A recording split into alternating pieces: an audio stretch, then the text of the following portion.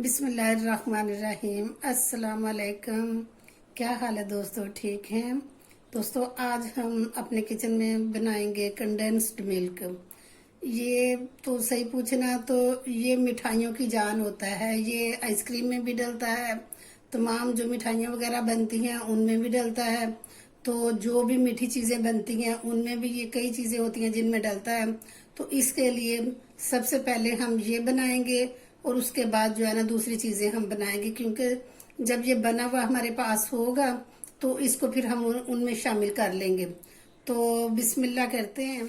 इसके लिए हम लेते हैं 500 ग्राम दूध। बिस्मिल्लाहिर्रहमानिर्रहीम। ये 2 गिलास इसमें डाल लूंगी दूध और ये 500 ग्राम हो जाएगा।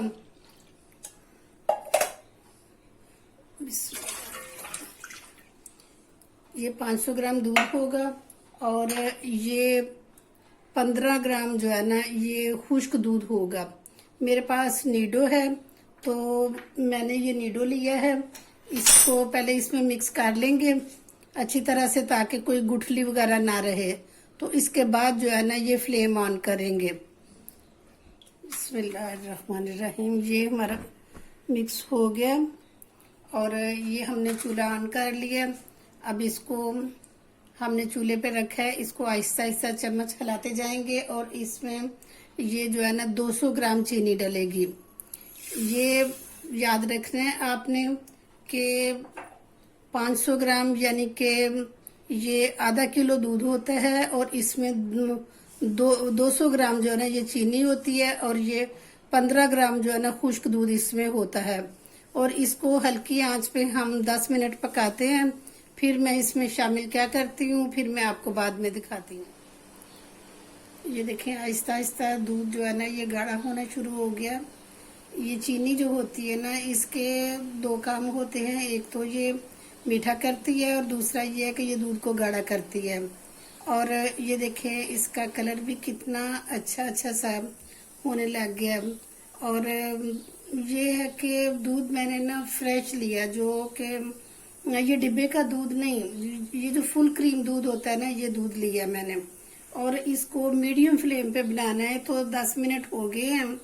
तो अब इसमें मैं ऐड करती हूँ ये 1 टीस्पून मैंने इसमें घी डाला है। इससे बहुत क्रीमी सा बन जाता है और बड़ा अच्छा लगता है।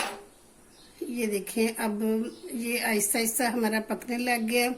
और इसमें एक चीज़ हम अभी और शामिल करेंगे, ये बेकिंग सोडा। तो इसमें हमने वो नहीं डालना। अब इसमें मैं 1/2 टीस्पून जो है ना ये बेकिंग सोडा डालूंगी। इसका ये फ़ायदा होता है कि ये जल्दी ख़राब नहीं होता और इसको 7 चम्मच मुसलसल चलाते रहना चाहिए, क्योंकि ये फिर उबलता है और फिर बाहर ना गिर जाए। वैसे भी चम्मच तो चलाते रहना चाहिए क्योंकि ये गुठलियाँ ना इसकी बने। और 10 मिनट हमने इसको पकाया और मज़ीद 10 मिनट हम इसको पकाएंगे तो उसके बाद देखेंगे कि ये कैसा तैयार हुआ है हमारा। ये देखें ये गाढ़ा हो गया है और इसका कितना अच्छा क्रीमी क्रीमी सा कलर आ गया, जिसको कहें कि बोस की कलर जो होता है इस तरह हो गया। और ये देखें कितना ये थिक हो गया। और इसको अभी हम डिब्बे में निकालेंगे और ये ठंडा होके और ज़्यादा थिक हो जाएगा। तो दोस्तों अगर मेरी कोई वीडियो आपको पसंद आती है तो प्लीज़ मेरे चैनल को ज़रूर सब्सक्राइब कर दिया करें और मेरी वीडियो को लाइक कर दिया करें, शेयर किया करें। ये आपकी तरफ से हमारे लिए एक इनाम होता है, मोहब्बत होती है और इस तरह हमारा जज्बा ज़्यादा बढ़ता है ताकि हम और ज़्यादा अच्छी चीज़ आपके लिए पेश करें।